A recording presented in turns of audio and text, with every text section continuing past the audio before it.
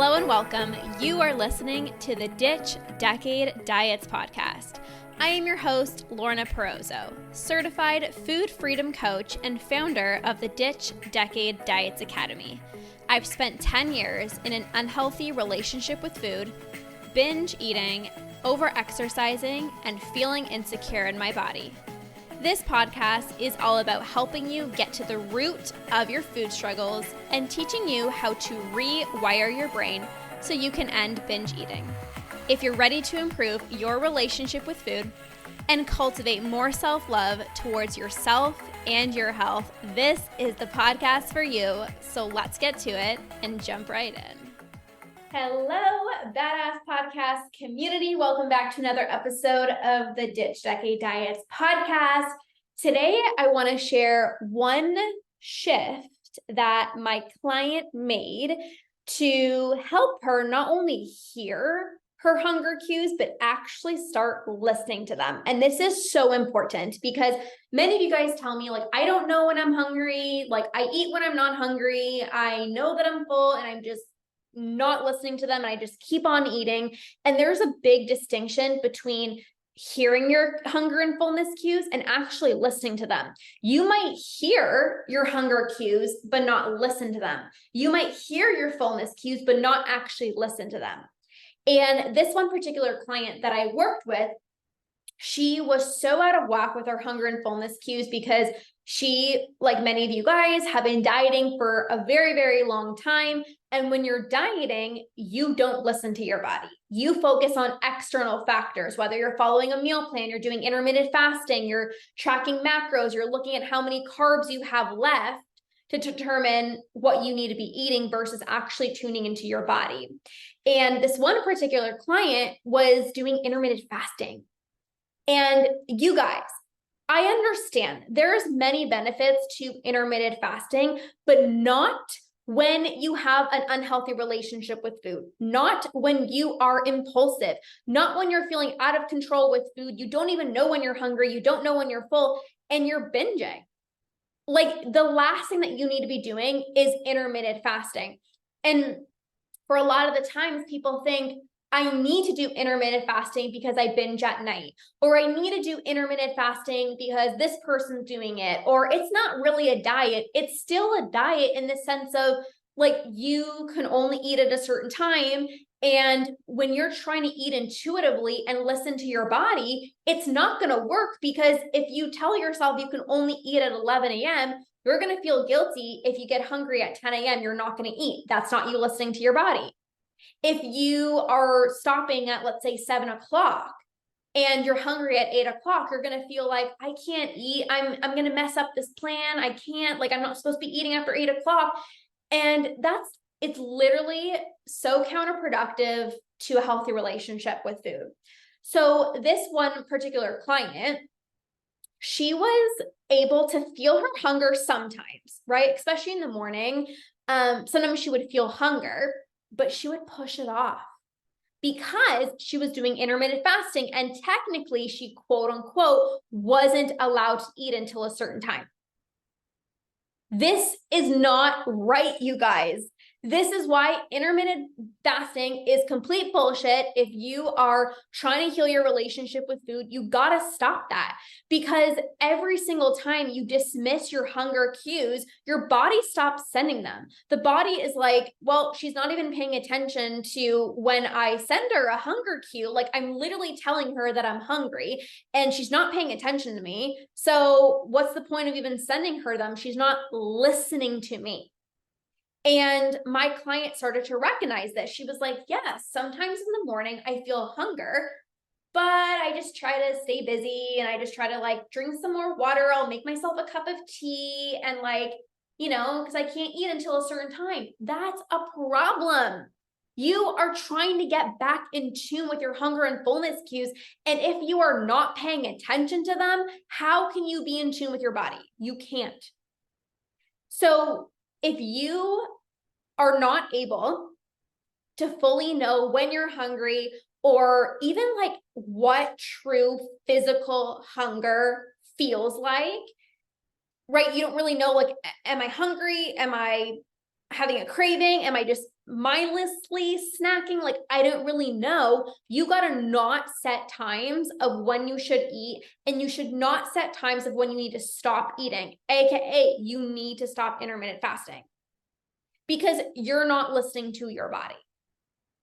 So this client listened. Of course, she's a badass. She takes action. She's like, Lorna knows what she's talking about. She's been through this. And you guys, I've done intermittent fasting.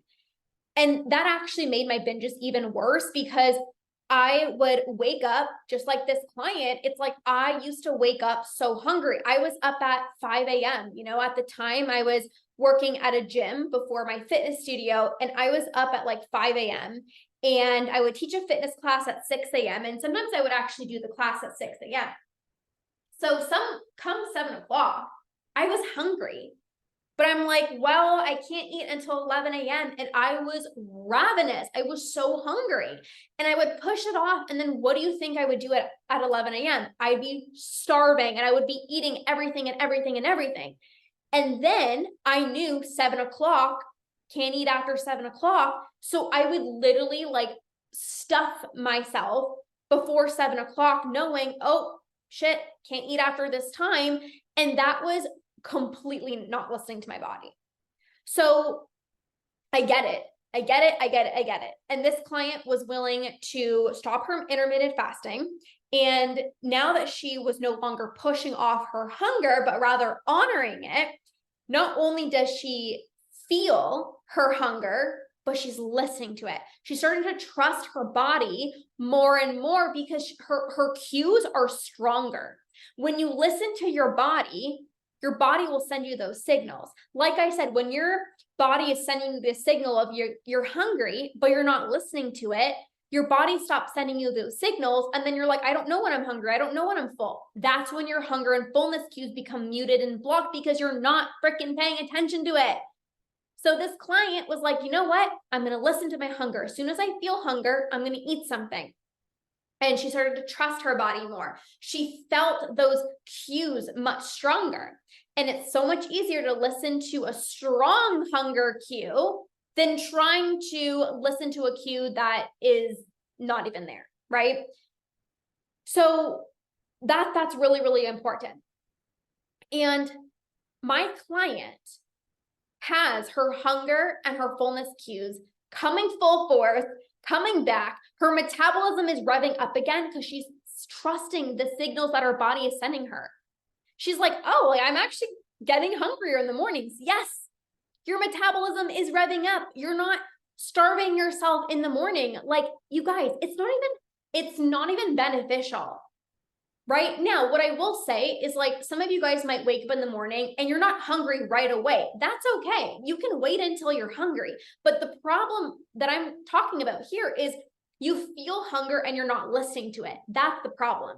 You don't have to eat 5 minutes as soon as you wake up, or 30 minutes before you wake, like as soon as you wake up within 30 minutes, you might not be hungry then. But as soon as you feel that side of hunger, you need to be listening to it. And that's what my client has really practiced and has been really honoring.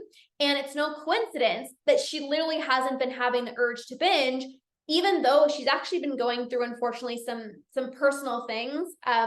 When I was working with her, this was a client that I just finished up working with, but she hasn't had the urge to binge, even though there's some personal things going on. She hasn't been having the urge because she's listening to her body. She feels the hunger. She's not pushing it off. You push off your hunger, guess what? That hunger is going to turn into ravenous hunger. That hunger is going to turn into you feeling impulsive and therefore binging.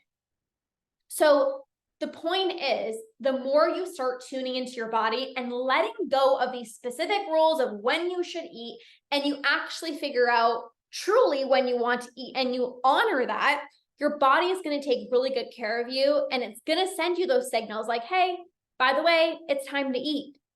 The question is, are you listening? The question is, are you listening? That will make all the difference. So I was really able to help this client, like I said, not only feel her hunger so much stronger, but she's actually paying attention to it without fear. Some of you guys are fearing hunger, like, oh, like I'm hungry at 7 a.m. Like I normally don't eat until 9 a.m. That's okay. Like, eat, you're safe. You are safe. So your body is always taking good care of yourself. It's going to send you these signals and you need to pay attention to them. So just wanted to share that. This was something that I really help my client with. And these are all things that I really help all my clients with, right? I know you want to be able to eat when you're hungry, stop when you're full. I want to help you get back in tune with your hunger and fullness cues, because right now they might be muted, they might be blocked. It's like, oh, I don't know if I'm hungry, I don't know if I'm full. I promise that they're there. You're not broken. Like, your hunger and fullness cues are there, but there might be certain things that you're doing that are blocking them. So when you stop doing those things, you're going to start hearing your hunger and fullness cues again. And as a result, you're going to hear them, you're going to listen to them, you're going to honor them, and that can really prevent you from overeating and even binging.